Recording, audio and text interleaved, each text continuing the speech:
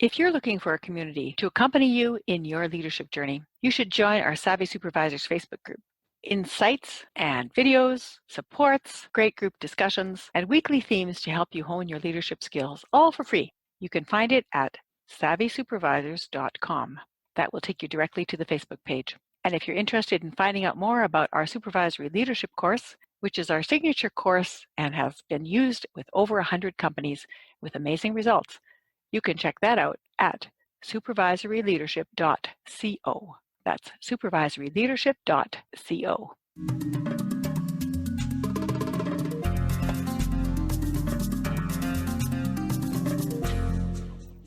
Welcome to the Culture and Leadership Podcast. My episode today, I have a featured guest who I'm very honored to present. His name is Cardinal.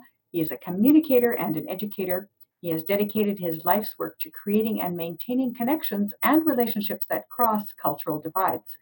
Lewis is a Woodland Cree from Northern Alberta and a direct descendant of several treaty makers and signatories, which he'll tell us more about later.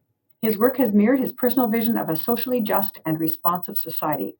Lewis's long track record of public service includes founding board member of Alberta Aboriginal Arts, board member of Theatre Network, co-chair of the Aboriginal Commission for Human Rights and Justice, and trustee of the Council for a Parliament of World Religions, just to mention a few.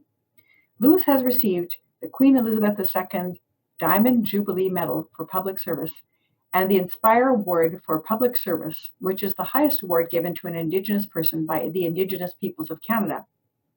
The Province of Alberta's Centennial Medal for his work in human rights and diversity, the Distinguished Alumni Award from Grant MacEwan University, and was recently conferred the honorary degree of Doctor of Sacred Letters from St. Stephen's College at the University of Alberta.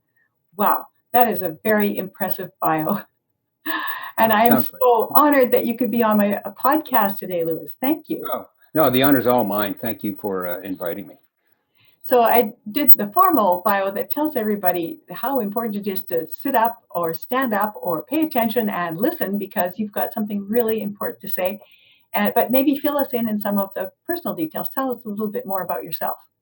Well, I come from the Sucker Creek Cree First Nation, which is a Woodland Cree First Nation in northern Alberta on the shores of the Lesser Slave Lake. Most of my family is still there, of course, but I've had the opportunity to grow up in Edmonton since I was 10. So Edmonton really is my home, but northern Alberta, Lesser Slave Lake area is my ancestral home. And I try to get back as much as I can to touch the earth and reconvene with my relatives and that sort of thing.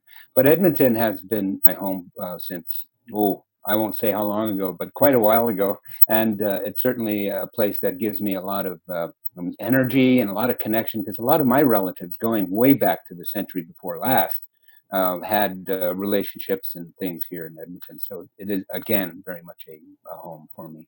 And what I do is I work in relationship development, I think is the key thing. If we were to boil it down to something, it's all about relationships. And that's a teaching that many elders and traditionalists that I've worked with throughout my life have been continuously saying. When I asked elders, what is the most critical thing that we as human beings are facing today? Their response collectively was relationships. It seems that we have forgotten how to have relationships, not only amongst human beings, but also with our environment, with the cosmos, with the spirit world, etc. So a lot of the work that I've done has been building bridges between two worlds that don't understand each other. Now, one thing people don't know about me is that my Cree name, I have a spiritual name, a ceremonial name that you eventually earn when you're practicing Indigenous traditions. And I've been fortunate enough to be named a Blue Sky. In Cree, we say Sipigo Gisik. That means blue sky. There's a longer version of it, which means the one who comes from the clear blue sky. That's a beautiful name. I'm very honored to have that. Yes, I am. But also what comes along with it, during the ceremony that was given to me, they said that the spirit world recognizes that the work that I'll be doing is to build bridges between two worlds that don't understand each other. And so my whole life, even before I got that name, was being that kind of diplomat, that kind of relationship builder. So a lot of my work has taken me into intergovernmental work, into community development work, and also into interfaith work, because I believe that a discourse needs to happen between different cultures and faiths. Spiritual faiths and traditions, and the indigenous and spiritual traditions belong in that circle of other religions, faiths, and spiritual practices. So a lot of my work goes back to how do we develop relationships? Then everything else then kind of makes sense when you look at it that way in my life, because I have quite an eclectic career. Looks like it, but it's all rooted in that very basic principle. Right. So oftentimes when there is a First Nations address, people will end it with all my relations. And I think that's a really important reminder that we are connected with everything, that there's nothing that we do that doesn't affect everything else. And so we need to think carefully about what we're doing and not just randomly bulldoze our way through things and people and the environment, right? Exactly. And what I think where Canada is at right now, I believe that we're entering into a whole new relationship and way of seeing ourselves as Canadians. I think the previous version of how we saw ourselves as Canada and as Canadians is due for an overhaul, because Canada is quite a multicultural and diverse citizenry now, more than ever has been. So I think this is a good thing. There are some people who want to hold on to the good old days and not change what was. But as a healthy and forward-looking nation, I think that we have to engage in that kind of dialogue to re-see ourselves, because we're different than we were 150 years ago. I so agree with you. And the good old days is just an illusion. Yes.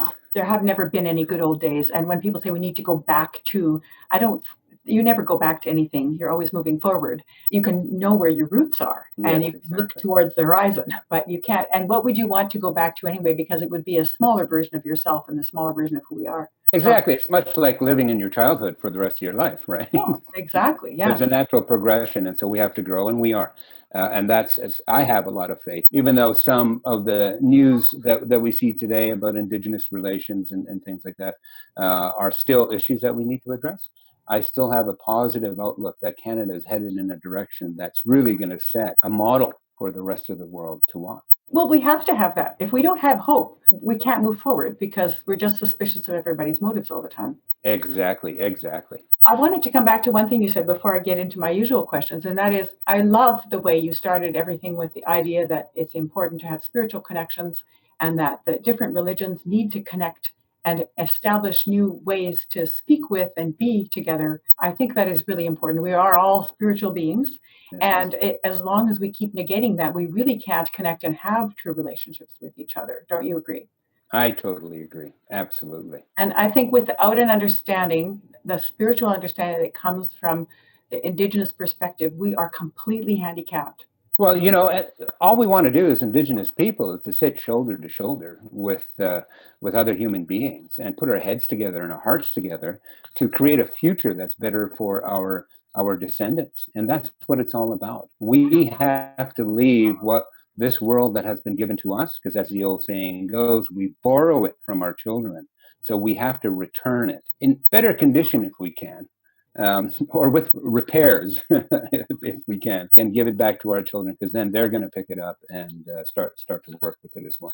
Right. I think what I was referring to is that just the idea that Indigenous spirituality is just so connected to the fact that we are interrelated, and that's what's missing so much from what we've got. It's not about being right; it's about being connected. That's right. Exactly.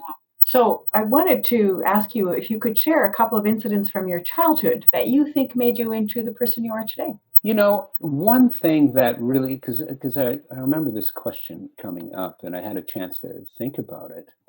I have to go back to my very earliest memories. And that was with my grandfather, Frank Cardinal, who was chief of Sucker Creek for a number of years, going back to 1939, I think it was. But anyway, he was also one of the founders of the Indian Association of Alberta, which was a huge political organization in the 60s, which at the time was led by my uncle Harold, and my father was vice president. But anyway, living and working with my grandfather from time to time, I was very struck by his deep, authentic sincere commitment to the people.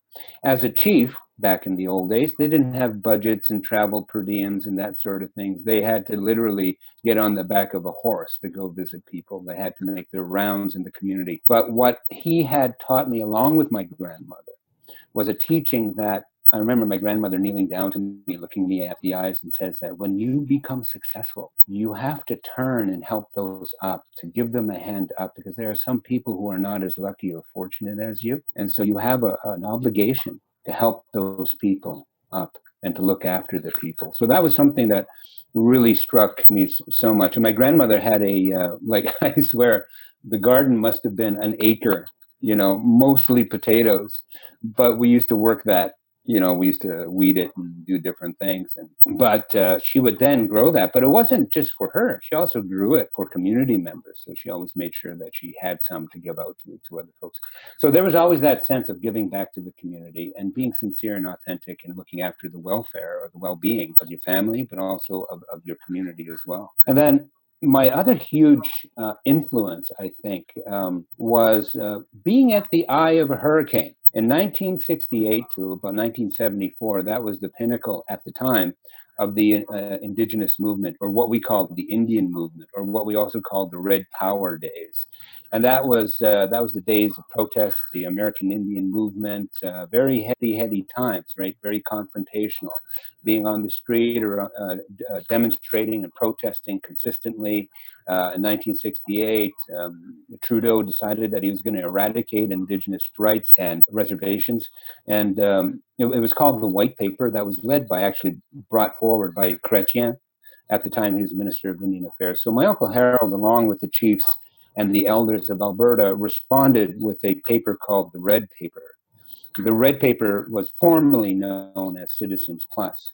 So the Red Paper countered the White Paper. And so for the very first time, the media, other friends and supporters from across Canada supported that cause. And it forced the government to retreat from its desire to eradicate Indigenous rights and land base. And then instead what happened is that the federal government then took Citizens Plus, and it became the framework of Indigenous relations. So it then began to give more control, like for education of Indigenous people, et cetera, et cetera. So that was a very pivotal thing. And my brother and I, Lorne Cardinal, we were in the eye of that hurricane, because my father was the vice president to Harold, my uncle. And Harold perhaps is one of the most recognized Indigenous leaders of the 20th century. And so that led to then all that work with the Red Paper, Indian control of Indian education, and that led to the 1982 repatriation of the Constitution, which then included in Section 35 of the Constitution the protection of Indigenous rights. So Section 35 was that inclusion, recognizing treaties and so forth and so on. So that was a huge thing. And so we were there in the middle of that, but with all the protests and everything else that came along with it. It was quite an experience. And I'm still drawing on that whole history and stuff that I was involved with at the time. So it became, very much a model of the work that I've continued to do. Those are really interesting. The first story, you're talking about the influence of your grandparents on making you focus in a way that was outside of yourself. You're always thinking, what's outside of me and who is there that needs to be included. So you really focus towards inclusion and you focus towards community. And then in the second instance, you're talking about really stopping something that could have wiped out completely the Indigenous peoples of Canada in already a fragile state from the previous enactments of injustice. And so taking that power, which is yours, and saying, this is who we are forced to be recognized with, is huge. Yeah, and very, it's something that just moves my heart all the time. So yeah, and then it had the effect that you wanted. And you learned probably a lot of things about organizing, about working with other people, about balancing challenge and encouragement, about when to be provocative and when to be consultational. I'm sure absolutely. All those things in that time. Well, good relationships are based on good communication. And if you have ever read any military history, if you really want to discombobulate an opposition, you eradicate their ability to communicate. So the opposite very much is true. If you want to improve relationships, if you want to improve prosperity, communication is central, and it has to be meaningful. And so that sometimes gets lost when we talk about consultation. Sometimes it's a checkbox or a list of things to check off, but meaningful conversation means that you start talking with the heart, and you start talking about the same things that you find in common, looking in the same direction, not into each other's eyes, but in the same direction. Yes, I so agree. And so speaking from the heart, looking in the same direction together is just critical. That's so important. Otherwise, it's just rhetoric. You're just opening your mouth and words that mean nothing are coming out. Well, that's why an important word that often is misunderstood and misused is consensus. Yes. Consensus, from the Indigenous perspective, is a ceremony in itself. It's a ceremony of dialogue where you lead to an agreement that you both agree, or your multi-parties will agree that this is what we need to do, and it speaks to the interests and the heart of everyone involved. But you don't get to that consensus unless you have that honest and meaningful conversation first. So it's consensus in and of itself, when you're engaged in that depth of conversation, really becomes, in so many ways, a healing process as well. So it has a duality to it, right? You're a trust building, but you're also doing a healing ceremony as well. So some people don't see that. It is, because the thing is, when you come together in shared understanding, that's consensus. You listen to everybody's voices, you considered it carefully, and then you're moving forward in unity towards a shared understanding. That's what the world really needs right now. Yes, exactly, and I agree. So let me ask you about the groups that you were born into. I mean, you have an illustrious and distinguished family lineage. You have the Woodland Cree group. You have many other groups that you were born into. What are some of the things that influenced you from those groups? Well, there's a couple of things here. One is I have a very strong and prestigious Métis history as well. My grandmother was Métis, born at Lac Saint Anne, just outside of Edmonton a ways, which was going back into the 1800s, early 1800s. Was a place that that was really a center point for the Métis in this area. And then, they went on to also found St. Albert and that sort of thing. It was a Cunningham family. So that's an important part of my life. And what that particular part of my family heritage has taught me is industry, is the work ethic that came along with that. The ability to work between two worlds, I think, was really important, because the Métis were we're really the bridges and the conduits between a First Nation existence and the European tradition. So I believe that also figures out into my broad life overview, is that building bridges between both worlds. But the Métis taught me about that hard work and that determination and that tenacity, that you don't say no. You don't give up. You don't say, okay, well, it's difficult, so let's move on. But they say you just keep going, and when you put in enough work and enough thought behind things, you can move things forward. So the Métis side of me, I'm very proud of the Cunningham family. Been able to trace that family first landing in Canada in 1812 from County Sligo, Ireland, and then going in 1812. My fifth great grandfather was the first of 32 of the first 32 settlers to settle the Red River settlement, what is now Winnipeg. Wow. And then he married to a large Métis family, the Bruces, and then he married Nancy Ann Bruce, and then they had a whole bunch of kids, and they've worked in the forts all the way from Winnipeg all the way out here to Edmonton, right up into the closing of the fort in 1915. So we have very strong history that way. Again, another connection for me to Edmonton. But the other side of me is my Woodland Cree tradition. Now, as much as I've talked about my grandfather and my father and my uncle and the work that they did, the treaty makers on the side of my family are Mustos and Canusio. They're the ones who first made Treaty Number 8, which was the largest land treaty anywhere in the Americas until the Nunavut did their agreement. So they made Treaty 8, and then a number of their brothers who signed it were also my relatives. But in Treaty 6, I have two signatures. One is Papa's Chase, which a lot of people know here in Edmonton, and the other was Michelle Callahan, who was half Iroquois. But they were signators to Treaty 6 here in the Edmonton area so far. And that's just some of the cursory genealogy that I've been able to find. Can you explain to me the significance of being a signatory so that the audience understands what that is? Treaties are what makes Canada legally as a nation state. Canada, going back to 1763, even before it was called Canada, 1763, the Royal Proclamation of 1763 declared by King George. Anyway, point is 1763, they create this royal proclamation that states that in order for the dominion of the crown to expand in what is North America, it has to treat with all Indigenous people that it comes across, that no one can access land or acquire land from Indigenous people, Indigenous nations. And it recognizes that Indigenous peoples in Canada are nations, that only a nation to nation can make treaty with each other. So in order for Canada to become legitimate in the eyes of the world at the time, is that it also needed to make treaty with the Indigenous people. So Canada, all of Canada, is, well, with parts of British Columbia that still needs work, but I would say about 95% of Canada has been treated with Indigenous people. So that sets the framework of what Canada is about. So Indigenous people have a unique relationship with Canada because of that relationship through treaty and treaty making. Now, the only other group that has constitutional protection as a unique relationship to the government or the Crown of Canada are the Francophones in Quebec. So they have a unique relationship that is established between them and the Crown vis-a-vis the government of Canada.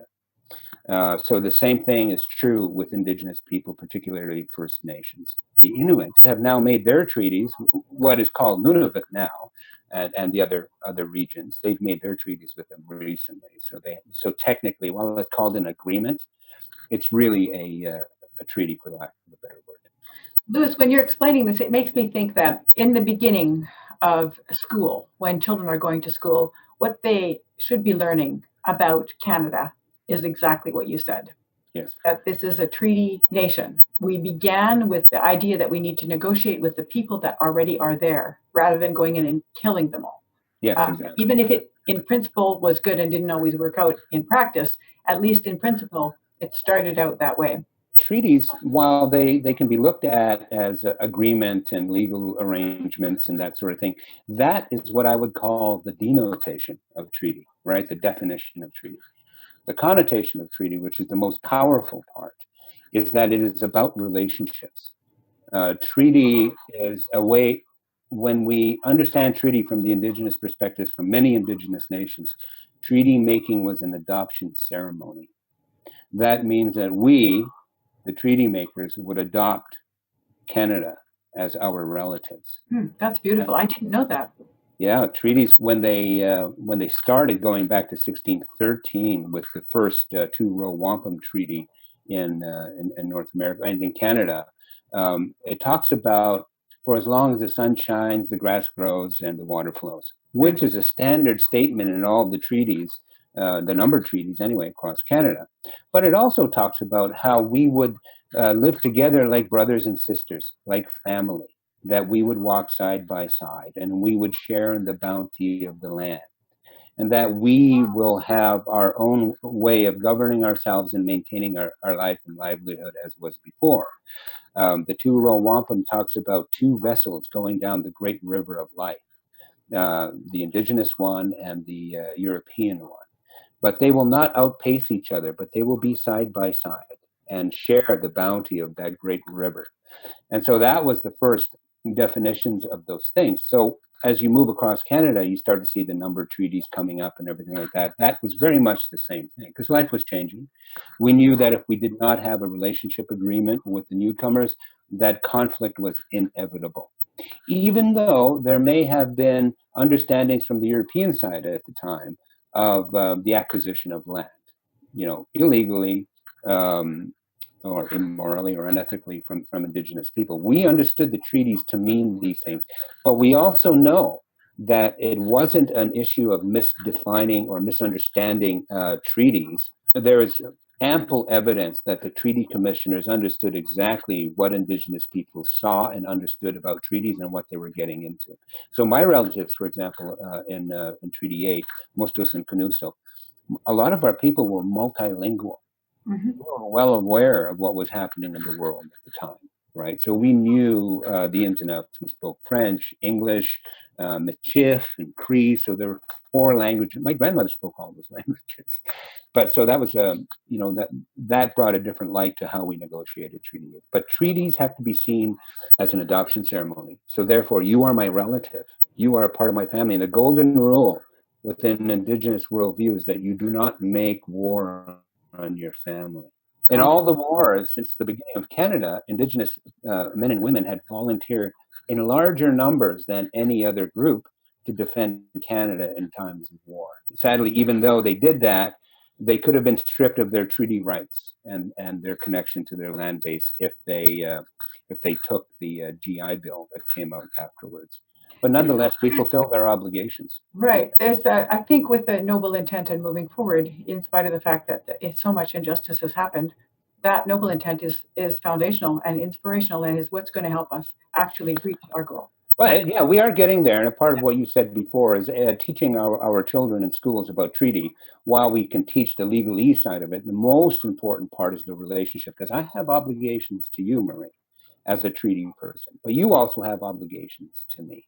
So when you see me and my people struggling against injustice, there is an obligation there to stand with the people, because the treaties were made with the people of Canada, not necessarily only the government. So we all have obligations to each other. Yeah, the honor of one is the honor of all. Exactly. The hurt of one is the hurt of all. The glory of one is the glory of all. The humiliation of one is the humiliation of all. We really are in this together. The Indigenous peoples adopted the European people in, and then that covenant that, I mean, to me, I'm saying covenant because it feels like a covenant. It is a sacred covenant, sacred writ. So let me go to that, because you've spoken so much of bridges. Let's go to that other side of the bridge and say, well, from the groups that you chose to belong to, because you obviously have chosen to belong to a lot of different groups. Yeah. So what has influenced you? What are some of the groups that have contributed to your influences? Oh my goodness! I mean, there's a lot of number of groups. I'm a traditional practitioner of my Cree traditions. I'm a sun dancer and pipe carrier and that sort of thing. And there's family within family within those sorts of things. But working in the broader world, working in education, for example, I think in education is where the stone drops in our society. It's where changes are first made. In any nation. I mean, the great indoctrinator of any nation is its education system, right? And indoctrination doesn't have to be a pejorative term. It just means you're teaching values and traditions that you hold to be important. So out of the number of groups, and there's a lot of groups, I'm just having a problem kind of figuring out which one, because they all bring particular things to me, right? Working with the interfaith community, for example, in the Edmonton area, gives me a tremendous amount of faith that there are those from a very background of spiritual traditions, from the Muslim tradition to the Christian traditions, and that there is commonality with us in those great religions as well. So that gives me the support and the insight that I need to be able to be a better treaty person. So the more that I understand the Muslim traditions and the Christian traditions and other religious traditions, the more I'm able to be respectful. So I've prayed in a mosque, I've prayed in a temple, I've prayed in in cathedrals and that sort of thing, because that spiritual connection is there, and you can feel it there as well. There's nothing wrong with the religions, just how people use it from time to time in a negative way. Exactly. One creator. We basically all belong to the same religion, evolving in different ways, like different rooms in a house or grades in a school. Yeah. When we see that, we can work together, because we don't need to defend anything. Why would you need to defend your bathroom from your kitchen? Yes, exactly. Or your grade 2 from your grade 3. It's all the same. It's the same. But to get back to that question, I think the other group, as you know, I've been politically involved as well on the mainstream, both ran for city council and ran federally as an NDP candidate. I think, to define me politically, I'm a I'm a social democrat. But also that, and the reason why that's important to me, because within that there are streams or threads of indigeneity woven into it. So, it's very much reflects that value system that Indigenous people had, looking after other people, making sure everybody has enough, seeking social justice, those sorts of things. So that, in my experience in running within the federal party, I mean, I'm not going to comment on some of the issues that surround politics, because there's a lot, regardless of what party you're in. But nonetheless, it really showed that there is a way to make a broader connection between Indigenous communities and the governments that be. But it also taught me a lot about how federal party politics work in Canada. So it was a great education, and I continue to support that. And Yeah. some of my best friends are liberals and conservatives. So yes, that whole orientation to politics is something that started, really way back in your great grandparents on different sides. And it takes a political impetus to found St. Albert. It takes a political impetus to be a connector between cultures and learn the different languages, and then to take action in a way that's going to help develop and build your community in relation with other communities. It's all political. Somebody needs to take that first step, particularly in mainstream politics. And one example I use is when I ran for city council in 2007, I was the only Indigenous person running for anything. The next election, we had 11 people sign up to run for school trustee and that sort of thing. And then in the last election, we had 19 people running, and we elected our first First Nations city councilor. Well, Louis, that's because you broke the trail. Yeah, somebody has to go first. Yeah. They say the first one through the wall is usually the bloodiest. Yes, of course. So, and then what happens is everybody's going, well, listen, it's possible because I saw Louis, and Louis is like me, and I could do it too, right? So that exactly. The possibility. Well, those are really, really interesting. Tell me a little bit about, your temperament, what you were born with, the part of your personality that is just who you were from the time you were just a little babe. I think one of the things was that I was a diplomat. I was a peacemaker. I'd stay at my grandparents' place quite often, right? Usually during the summers and that's, or when my father was traveling on business and that sort of thing. So I spent a lot of time with at my grandparents' place, but also a lot of time with my relatives. Now, just around my grandmother, there were a number of our families, and so we had enough to make 2 hockey teams, and we often played in there, and playing together.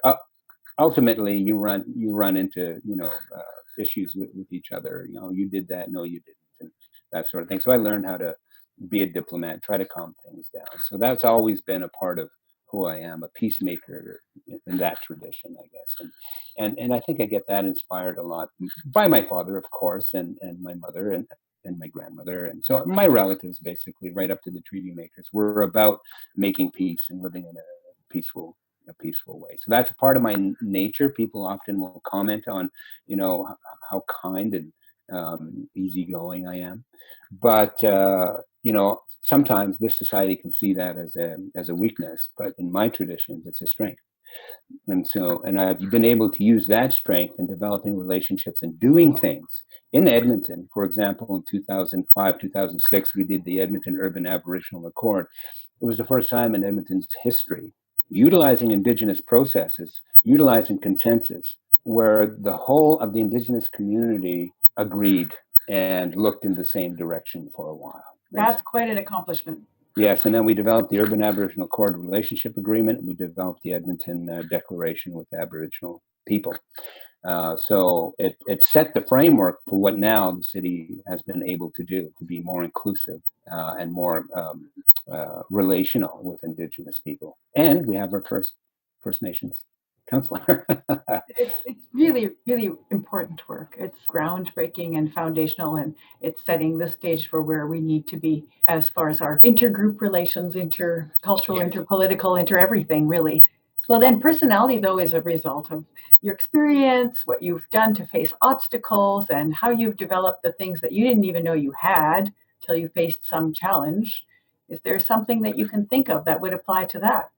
Well, I think in facing the naysayers, the noisy negativists, if you want to call them that as well, thing that I've learned is that the world is filled with these types of individuals, regardless of where they come from.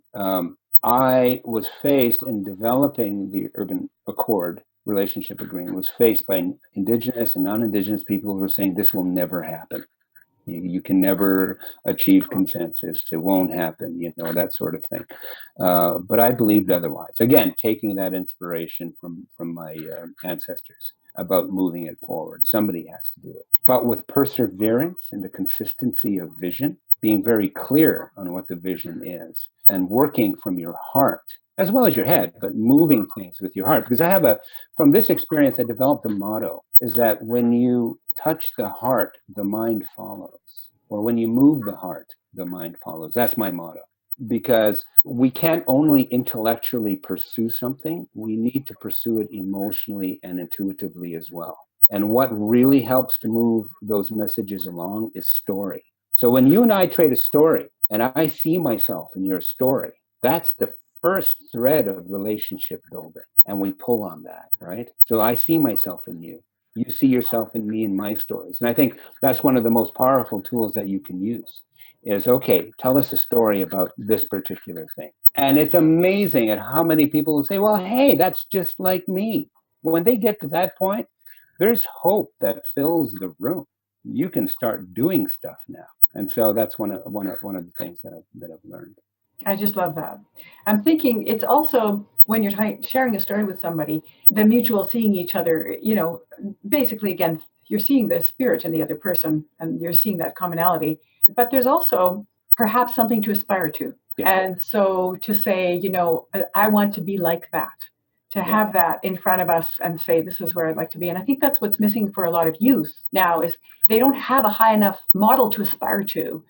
They're aspiring to things that are really low bar. And so once they see their nobility and also see that there are so many people that, I want to be like that is a really worthwhile thing to do. So people, when you had that first political experience where you were probably the most bloodied, you also created an aspirational story for others. And I think that's very, very critical to advancing. Yes. So let me ask you, you are pretty good at crossing cultures and building consensus, but are there times when you became aware that your understanding just really hit some cultural shock moment where you went, you know what, I missed something here? Have you had an experience like that you can articulate?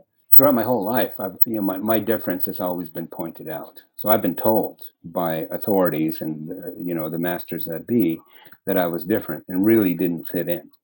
So that's been a consistency throughout my life. I think more specifically when I look to grade 4, it seems that's when I knew that I was on the outside looking in. That's when I really understood it because we moved from my First Nation to Edmonton here permanently when I was in grade 4. Yeah. And so that's where it became painfully direct that I was somebody else. And I remember they were having schoolyard games. Let's see who the toughest kid is in grade 4. And I said, well, I want to participate. And they said, no, you don't count, those sorts of things. So you're isolated and you are looked at and treated differently. So it's been a consistent thing. But fortunately, I had some very good role models and also access to cultural traditions that helped me kind of understand myself and to accept myself. It was difficult, like any other youth. Accepting yourself for who you are is always a challenge when you're growing up. And sometimes it takes longer than others to accept that fact. And I think what's happened over the years is that while I'm motoring ahead, sometimes I'll get stopped dead in my tracks because that difference is pointed out again. Oh, we don't do things like that this way. Oh, this isn't the right way to do it. And I go, oh, okay, I got to step back here, and kind of catch my breath, do some teaching, and slowly move forward. So, yeah. Yeah, it's painful. But at the same time, look what it's developed for skills and strengths and talents in you. And I hope that those lessons learned can be valuable to my children and the work that they do. That's the only hope that I have, is that I have something to contribute to them as they are now taking on the world in big ways. Mm-hmm. I would rather that kind of injustice anywhere in the schoolyard, particularly where people first feel it so intensely, never happen. Yes. But at the same time, the lesson is in the pain. It's always something we can learn to transform from whatever we face. And that's why I'm in education, right? My PhD studies have been in Indigenous people's education and education as a general thing. I do lecturing, and I also have been sessional instructor at the University of Alberta for some time. But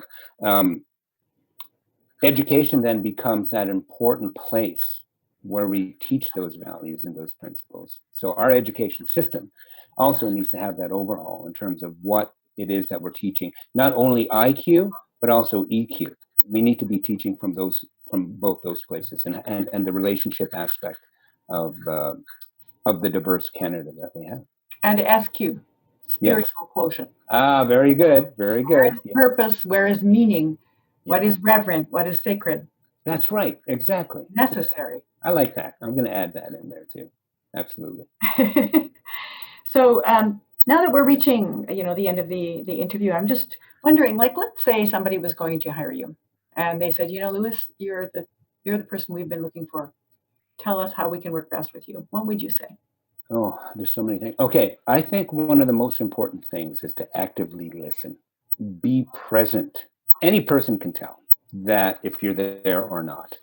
I mean, we all know that 70% or more of communication is nonverbal. That means our subconscious is picking up a lot of body action and subtext. So when you're present, then then the other person will know that you're actually there and listening to them. And actively listening also means paraphrasing and ensuring that you understand what the person is saying, right? That's very important because 90% of workplace problems come from miscommunication and misunderstanding, right? And if you don't have good communication, then you're not going to be having a good relationship. So people need to communicate. We're hardwired for that. We need to, we need to see each other interacting in a very positive way, in a meaningful way.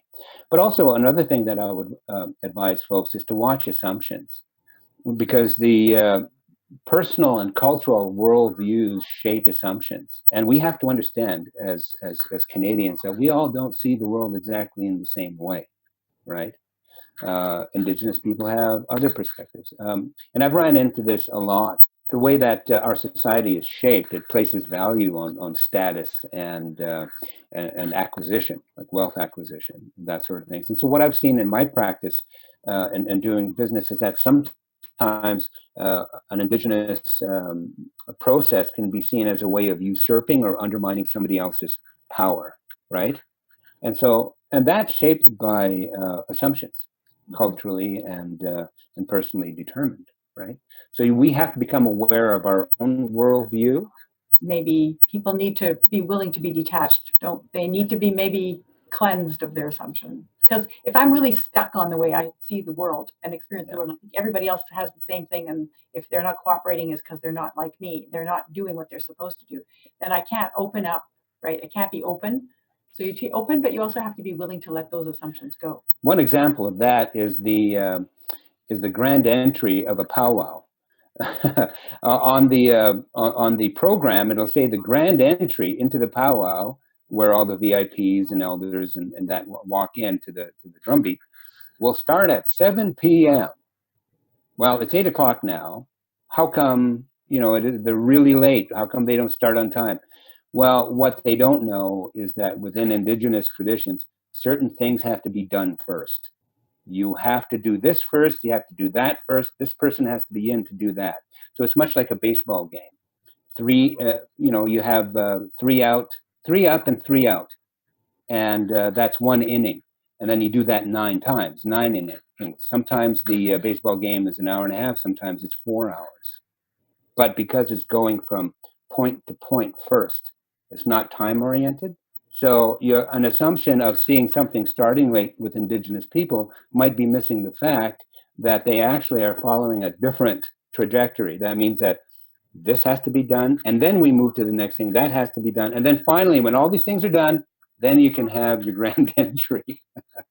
and nobody has a big fit about it if the baseball game is 4 hours long, because they understand how that works. And so if we all, I really love that, the way you explain that, because going from point to point and making sure that the necessary protocols have taken place and the right people are in the right spot and everyone's had their turn, that's necessary. And you don't worry about time if time is irrelevant. I mean, that's the thing about assumptions, right? So we just have to become aware, and including myself, of course, of my assumptions when I'm working with other people. Yeah, that's lovely. Really like it. So when we're almost at the end, I just wanted to talk to you a little bit about the company that your adult children created and that you are a part of, Heroine, which I think means Cree, correct? Yeah, Cree language. Cree language. Yes. So can you tell us a little bit about that company and what it's like to have your children start something and then you join them and you're working as a family in this? Well, I'm very honored that they have me a part of their team. I mean, they do all the heavy lifting.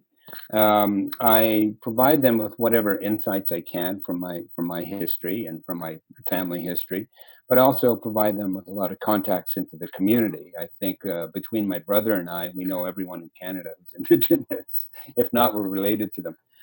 Nonetheless, the work that they do is really, again, carrying on that tradition of relationship building, particularly being led by the value and the perspective of treaty and treaty relations, and fulfilling those obligations as treaty people to our community that we're surrounded with in Edmonton.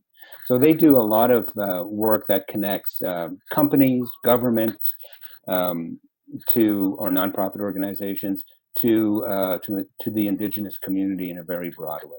Sometimes it's specific, sometimes it's more broad, like consultations, having projects developed. That's the work that they do, and it's quite broad. They, as a part of their company, they developed a play called Lake of the Strangers, which won a Sterling Award for Outstanding New Play in Edmonton this year. So I'm very proud of them with that. I helped them with that a bit. They even had me do a walk-on part, which was kind of nice. I'm not an actor, but anyway, at least I didn't have. I had one word to say, I think. So that was it. Well, your presence was probably the most important thing of the whole play. I would like to think so. Yeah, that's great. So now the thing is, you're also their dad, right? So how do you make this work? Well, at times it can be difficult because, the boundaries, have to be established. Is that I am your senior strategic advisor, and that's the role that I play. So we have to become aware of when we're talking about personal family things and when we're talking about professional responsibilities and roles, right? So they're very good at following that. And so it's always a challenge, of course. I think when you're working with family, you're a bit more freer to speak, speak your mind or express your frustration. So I think that we're learning how to work through that really well. And I think the work itself speaks for itself. So we're doing very good.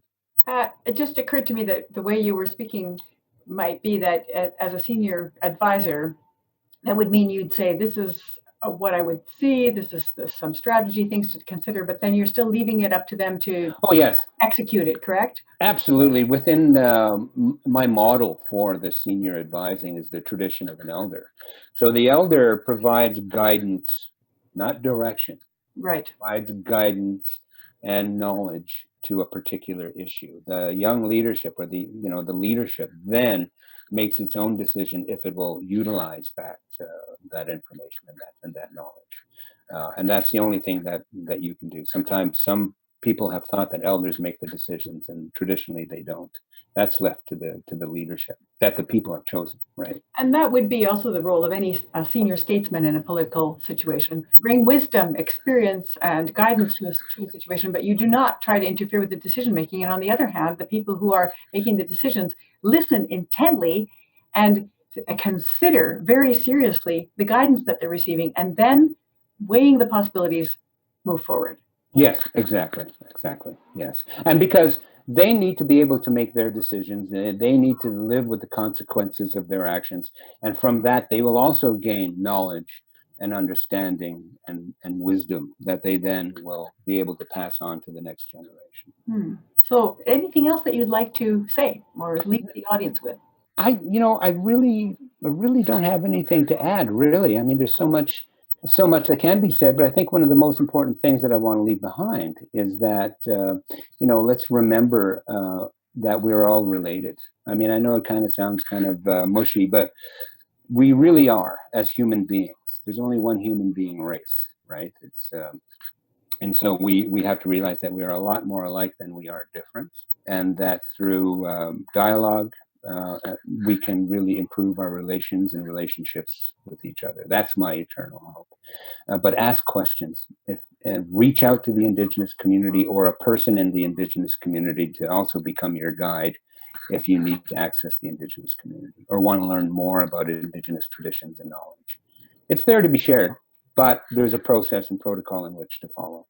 Right. Which people need to seek out so they can be respectful. Absolutely. Absolutely. And I've done the same thing as well. So I have different connections in different communities that can help guide me through various things.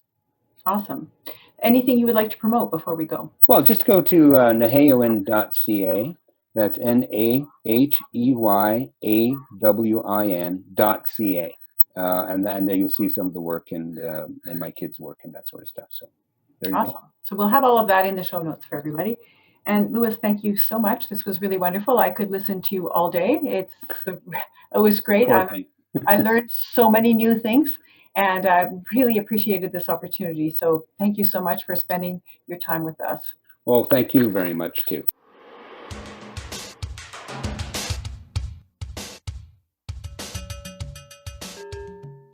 Walk side by side until you have built bridges of understanding.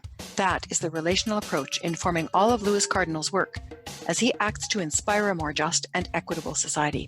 Through the power of Indigenous teachings, the value of treaty, story, and education, Louis reminds individuals, communities, government, industry, and institutions that we have obligations to each other that must be honored to inform the legacy we have borrowed from our grandchildren. My interview with Louis made a profound impression on me. His explanations and metaphors are so helpful in understanding other people and our place and purpose in the world. The analogy of baseball as a way to understand non-linear time was just one of the many insights I learned from Louis's wisdom.